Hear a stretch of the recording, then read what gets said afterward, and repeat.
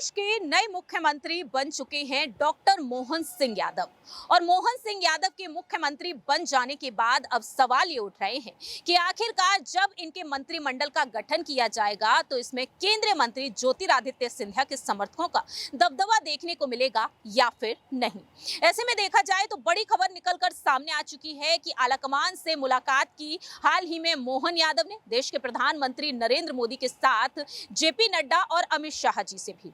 ऐसे में अब यहाँ पर सवाल यही उठते हैं कि आलाकमान के फैसले के मुताबिक क्या यहाँ पर सिंधिया समर्थकों को भी मंत्रिमंडल में जगह मिल सकती है या फिर नहीं।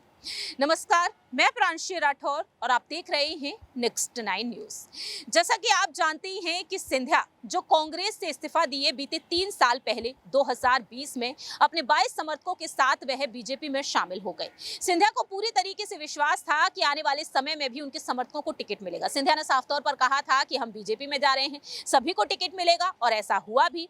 और शिवराज सिंह चौहान जब सत्ता में रहे बतौर मुख्यमंत्री, वह जिस तरह से सरकार चलाते हुए नजर आए, उस दौरान देखा गया कि उनकी कैबिनेट का हिस्सा सिंधिया के कई समर्थक रहे। लेकिन इन विधानसभा चुनाव में देखा गया कि सिंधिया के 4 से 5 विधायक कांग्रेस में वापसी कर गए।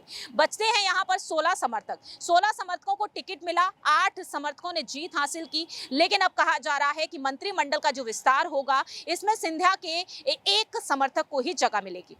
ऐसे में हाल ही में मोहन यादव ने जिस तरीके से मुलाकात की है पीएम मोदी से, इसके बाद से कयासों का दौर और भी तेज हो चुका है, क्योंकि मोहन यादव के साथ चर्चा की गई है। आलाकमान की तरफ से उनके खेमे के संभावित चेहरों को लेकर, सिंधिया के यहाँ पर समर्थकों को लेकर भी अहम चर्चा हुई है। तो मोहन यादव जिस तरह से अमित शाह से मुलाकात की, लंबी बातचीत हुई है और अमित शाह से सहमति मिलने के बाद वह प्रधानमंत्री के पास पहुंचे और यहाँ पर भी अहम चर्चा हुई। अब यहाँ पर बड़े चेहरों को एडजस्ट करने की चुनौती बन चुकी है, क्योंकि इसमें देखा जाए कैलाश विजयवर्गीय, प्रहलाद सिंह पटेल, राकेश सिंह और ऋति पाठक का नाम शामिल है। सवाल यह है कि मोहन सिंह की कैबिनेट में अगर ये सब शामिल होते हैं तो इनकी भूमिका क्या होगी। इन्हें भारी भरकम मंत्रालय मिल सकते हैं।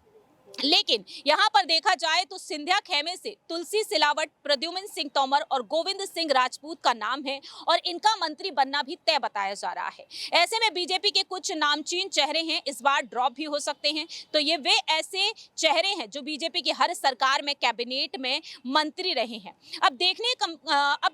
यहाँ पर दिलचस्प बात यही होगी कि क्या वाकई में सिंधिया के समर्थकों को इसमें जगह मिलेगी। अगर मिलती है तो सिंधिया का दबदबा अब भी बीजेपी खेमे में नजर आएगा। देखना होगा। सिंधिया को लेकर कहा जा रहा है कि 2024 के लोकसभा चुनाव में सिंधिया लोकसभा चुनाव लड़ते हुए देखे जा सकते हैं, क्योंकि विधानसभा चुनाव में तो उन्हें नहीं उतारा गया। मोदी कैबिनेट का वह हिस्सा भी हैं। तो देखने वाली बात होगी कि सिंधिया के लिए क्या कुछ सोच विचार किया गया है और सिंधिया के समर्थकों के लिए क्या कुछ यहाँ पर शानदार फैसला होगा बीजेपी आलाकमान का। फिलहाल इस खास रिपोर्ट में इतना ही। बाकी की तमाम अपडेट्स के लिए देखते रहिए नेक्स्ट 9 न्यूज।